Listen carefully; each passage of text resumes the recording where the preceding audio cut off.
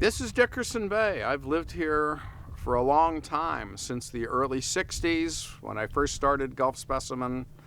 There's many, many beautiful things here, and lots of life abounding everywhere, and it's just a great chance to share it with everybody and talk about the intricacies. So we're hoping that this little production will be able to share with you some of the things as we see them here that might not be so obvious to somebody just driving through. So these are mostly yellow. Sometimes they come in all different colors. Here's one with stripes. It's kind of a bluish black color with little stripes on it.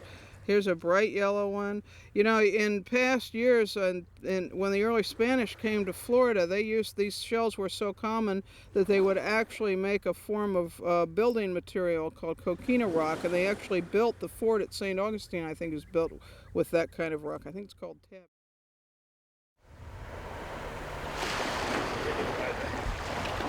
So that's how you pick up a ghost crab, by the top of the shell. Oops. Got me right there. These claws are extremely sharp, and they're made for tearing and ripping and cutting. And if they ever get hold of your finger, it's worse than any blue crab.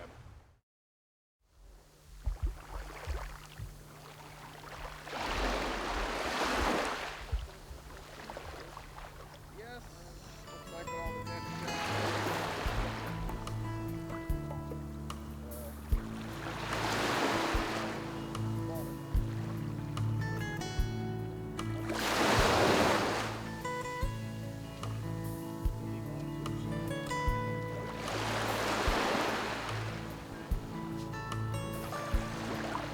Find a spot and start digging pretty soon there. And even the shells are in patches.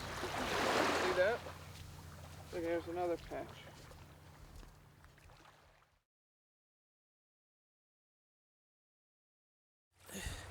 There's a few in here. See, you've got a couple coming up. But, they're just really patchy. But that's the art of finding coquinas. Whoops, there they all go. They should start to bury back down in the sand too after the wave. There goes one right there. There's a bunch of them right here. A beach is probably one of the most specialized parts of the coastal ocean. It has maybe the fewest number of species of most marine habitats, but the species that are here, like coquina clams and mole crabs and ghost crabs, are all extremely specialized for this intertidal environment and for the harshness of the wave action and the sand scour that they're always going to deal with in this environment. So it's a very special place to come to a sandy beach. It's not just beach balls. The surf zone of a beach like this is a nursery area. A lot of fish come in here as juveniles and actually grow here when they're in their smallest stages. Things like tonguefish, which are a type of little flounder, and silver sides, pompano, weakfish, things like that. So that's why you have surf fishermen. Surf fishermen know that the larger fish will come in sometimes and feed on animals that are disoriented if there's a lot of wave action. These are coquinas, and this is one of the most abundant small clams that only lives in the surf zone of a sandy beach like this, and it has to have pretty clean water. There are actually several species here together. They look almost alike, except one grows bigger than the other one does. The Latin names are Donax variabilis and Donax parvula. These are really important animals, not only the most visible ones, but they're one of the major food sources. These are food for a lot of different crabs, especially ghost crabs. When you see ghost crabs on the beach at night, they're usually walking down into the surf zone and they're feeding quite heavily on these. Also, blue crabs and spotted surf crabs like Ovolipes and Irenaeus all eat these things. They actually are very clever at doing what they do. There aren't many animals that can live in the surf zone like this because it's so dynamic, because the sand is always swirling around and the waves are too. There's actually a lot of stuff going on in the surf zone of a barrier island. We come down in the middle of the day and sit on our beach blanket and go out and swim, and it doesn't look like there's much there, but there's really a lot going on. You just need to come at night, and you would think just walking across the sand. One of the things people see on a beach is shorebirds. People like to walk and see the shorebirds. Most of those are feeding on a falling tide, on animals that are being exposed, that are down in the sand. The crustaceans, the amphipods, the polychaete worms, things like that are what they're eating. I mean, maybe they're eating little juvenile coquinas, but once the clams get to be about this big, I think they're too big for most of the shorebirds, but they may be eating some of the smaller ones. These clams themselves feed on plankton out of the water. They're filter feeders.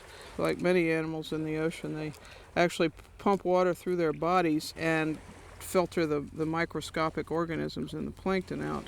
That's why they have to be in the surf zone. Every wave that comes in is a new supply of food for them, and they're highly adapted for getting that food out of the water. These were live clams. They're empty shells now. It's getting towards fall of the year, and they're at the end of their annual life cycle, and they complete their life cycle and die off just like anything else. They're not all consumed by predators. Some of them just die at the end of the life cycle, and so they've spent their year filtering and marching up and down the beach and living the life of a coquina, and now the shells are what's left, and some of them might end up picked up and put on somebody's porch at a beach house. Others will just break down and the shells will eventually dissolve, and the calcium will go back into the sand and into the water, and then next year it'll be available for our new baby clams to grow their shells. They'll absorb the calcium out of the water and make their shells, and the whole cycle will start all over again with next year's generation of coquinas.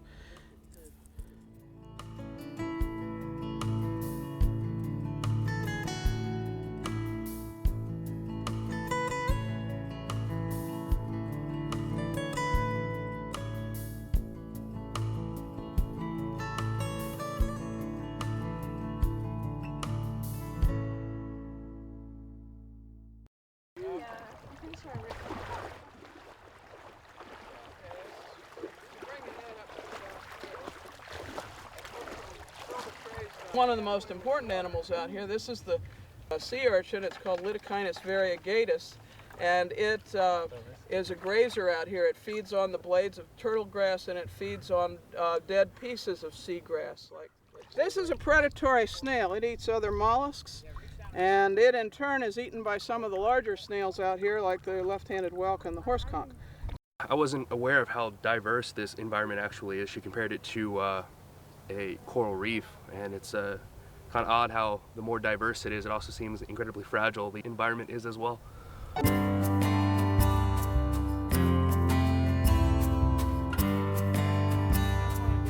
So if you shuffle your feet, then the stingray, if you bump into it, it'll just swim away. What about you're on ice?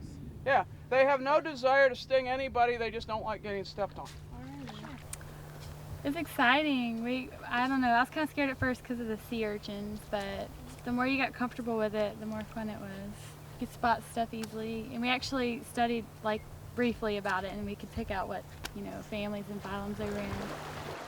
And what we're doing is we're towing this really small mesh net through a shoalgrass bed and capturing a lot of grass detritus and hopefully whatever small organisms are in a seagrass bed that you don't see snorkeling.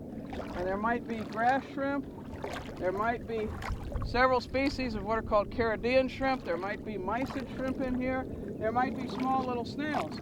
There's certainly a lot of drift algae, and the drift algae will be most of what we'll haul out of there, but it can be full of little crustaceans, so we will see. The operculum, this horny plate. This is St. Joe Bay in North Florida. This is one of the best areas for seagrass beds in the area. North Florida has some of the largest seagrass beds in the world, but most of them are a little bit harder to get to than these. These you can just walk right out. If you look out there, you see the difference in the color of the water. The very light stuff is a sandbar, and all that darker water beyond it is shoalgrass.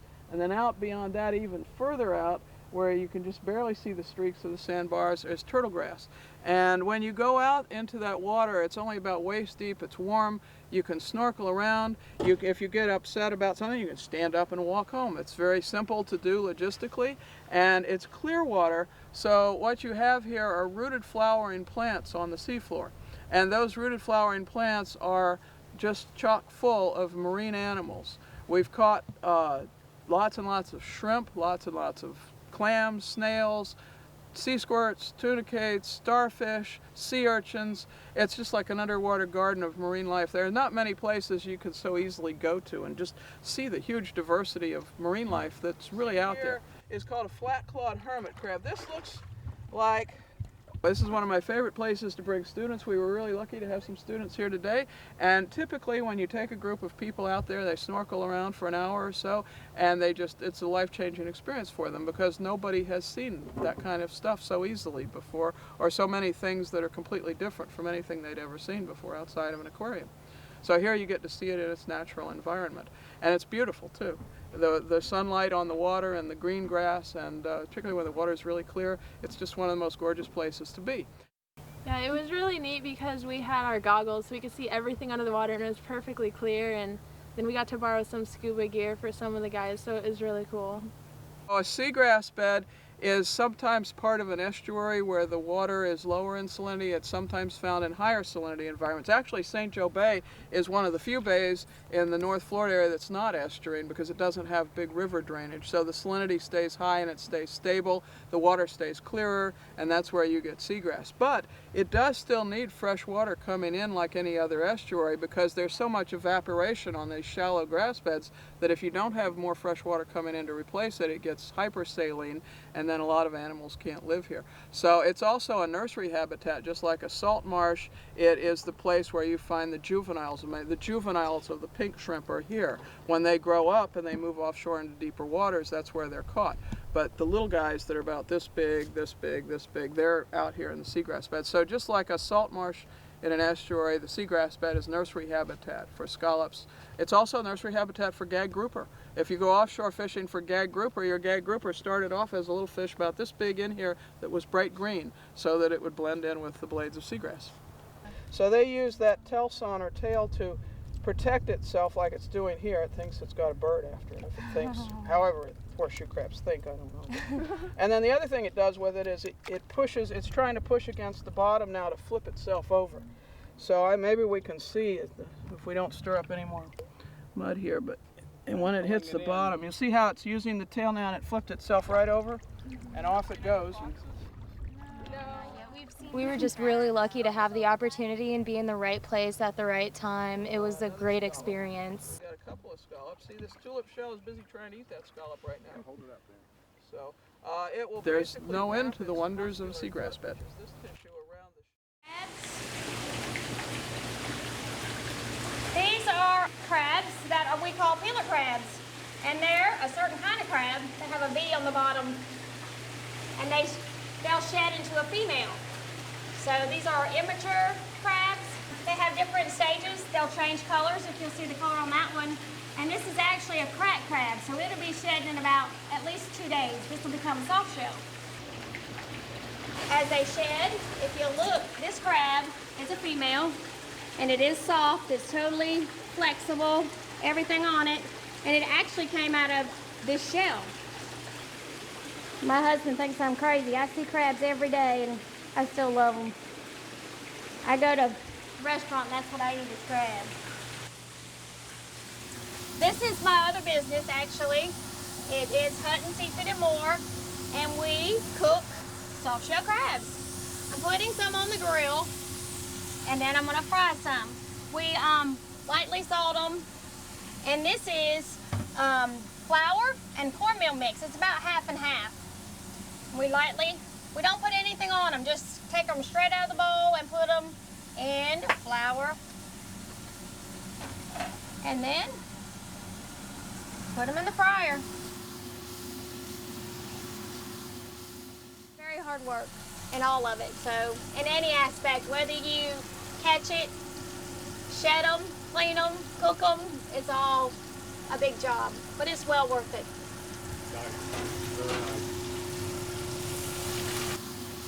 Over the years, this young lady and her husband Ray have been invaluable to Gulf Specimen Marine Lab and to scientific research. Much that has been learned about the behavior of blue crabs, the molting, how they change shells, the biochemistry, all come from crabs that she provides, that we provide to places like Auburn University and Massachusetts, MIT, and other places like that. And we have to have the crabs in really good shape, and they take the best care of the crabs. They're always lively. They're always that one little extra step of making the difference, of just being sort of impeccable versus people that just don't care and they just throw it in there.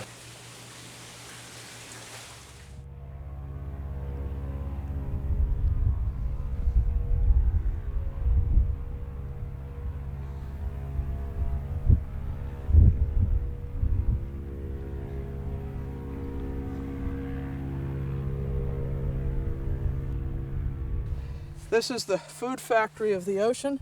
This is the nursery habitat of the ocean. This is the salt marsh. If you go into this wonderful environment with all this good rich mud, with all its organics and all the food that it offers for the estuary and all the shrimp that it feeds and the worms and all that sort of thing, well, you have to get in their own terms sometimes. We're out here in a North Florida salt marsh at low tide, which means it's a little tougher to get around, because the North Florida salt marsh is all about a few species of plants that grow in soft sediments. It can be sand, it can be mud. Here it's a mixture of both. There are not many places in the world where you have such huge salt marshes so close to settlement where people can go and see it. This area remained undeveloped because in the 1800s, if you came in by sailing ship, the water offshore in the Gulf here was so shallow that you couldn't navigate. If you came down by mule and wagon, you hit swamp after swamp after swamp, and then you hit these broad expanses of marsh that you couldn't travel through. So these marshes were an enormous barrier to human movement. And there's no good soil in those forests up there. It's all limestone and wetland and swamp cabbage. It's not farmable. So before there were highways and supermarkets, you had to live where you could grow your own food. You can't grow food here. So this coast was left to the fishermen and the eagles and the manatees and the sea turtles and the mullet. And as a result, we still have a wilderness coast here today. Depending on where you are in the country, a marsh may be mostly needle rush, it may be mostly cordgrass. If you go a little bit further south, marshes like this have black mangroves in them, and if you go further south still, the marshes are replaced with black mangrove and white and red mangrove, which replace the marsh in terms of being the plants that live in the intertidal zone where there's not much wave action. Now, you don't find this in a place where there's a lot of wave action on the shore, deep water, big waves. You find sandy beaches.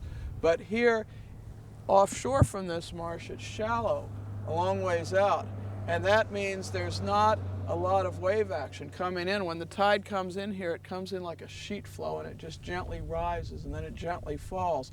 That allows these rooted plants to maintain their dominance here. When you walk out here, this is called a salt flat, and this is at the high end of the marsh. We were down at the coast, at the seaward end of the marsh, and we were out in the middle of the marsh in the creek. But up here, right next to the forest, that line of trees is like a shoreline in its own right, and that is the edge of the intertidal zone. Where the trees stop, that's where the tidal influence stops. So when the tides come in, there are different heights of tides at different times of the month. Some high tides are higher than others. The highest high tides make it all the way up to the tree line, and they make it up into these areas that are open. And the reason they're open and there's no grass here is because water comes in here on high tide. It doesn't all flush out. It tends to evaporate, particularly during the summertime. So it evaporates. It's a natural salt flat. It leaves behind very high concentrations of salt in the soil. The soil here gets so salty that even the salt marsh, cordgrass, and needle rush marsh can't take it. So you get this barren area, and the plants that are here are called Baetis and Salicornia. These are succulents. These little plants have succulent leaves just like desert plants do. In fact, they're related to the same plants that would grow out in the deserts of the Southwest. The succulent crunchy tissue is similar to what a cactus has, and it's an adaptation to dealing with the high salt concentration. They're the only ones that can make it up here with the extremely high salt. But these open flat areas are really important. This is where you'll find wood storks and egrets and herons and white ibis, and sometimes spoonbills come in up here. Sometimes we see white pelicans. They don't like to sit out there in that thick marsh, so when the birds are coming through, if they need a resting area, they'll use these salt flats. The other nice thing about the salt flat is that the deer come out to these marsh hammocks. You see these tree islands out here. These are spots in the marsh where the underlying limestone is just a tiny bit higher, just enough so that it's above the highest high tides, and then you get terrestrial vegetation on it, slash pine and palmetto and cabbage palm and so forth. And the deer go all through out here at night, and they create little deer trails that go from salt flat to salt flat. They don't want to get stuck in the mud any more than we do. So it's possible, it doesn't look like you could walk through this, but you can walk all through these marshes. You just find the salt flats, you find the deer trails, and off you go. So.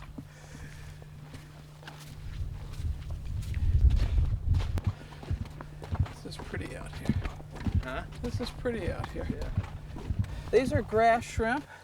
These don't get any bigger than they are now, but these are a major food resource for the larger fish, the crabs, all the wading birds that you see out here in a marsh. This is a major food source for them. The grass shrimp live here throughout their life cycle, but the blue crabs come in here and use this as a nursery area. So these are juvenile crabs. There are also killifish in here. These little fish also live in the marsh throughout their life cycle. So this is an adult. There are several more down here. These killifish are also an important food resource for the larger fish in the marsh and the birds that you find. Bird watchers come out here to look at the egrets and the ibis and so forth. The birds are here because there's this unconcentrated source of food here with the fish and the shrimp. If there were a nuclear war and I somehow survived the initial impact and had to survive, the best way to survive would be to simply have a net like this and be in a salt marsh, and you would never starve because the protein out here is just enormous. All the way out this way here. It's mud. Mud is good stuff. Now it looks nasty, looks slimy, but what you're looking at here is a treasure trove of cleanliness. This is binding heavy metals, toxins, pollutants, things that run off from the upland. It pulls it into the mud. This can even heal oil, and this can even heal pollutants of all sorts because of the seething masses of bacteria that are in this mud.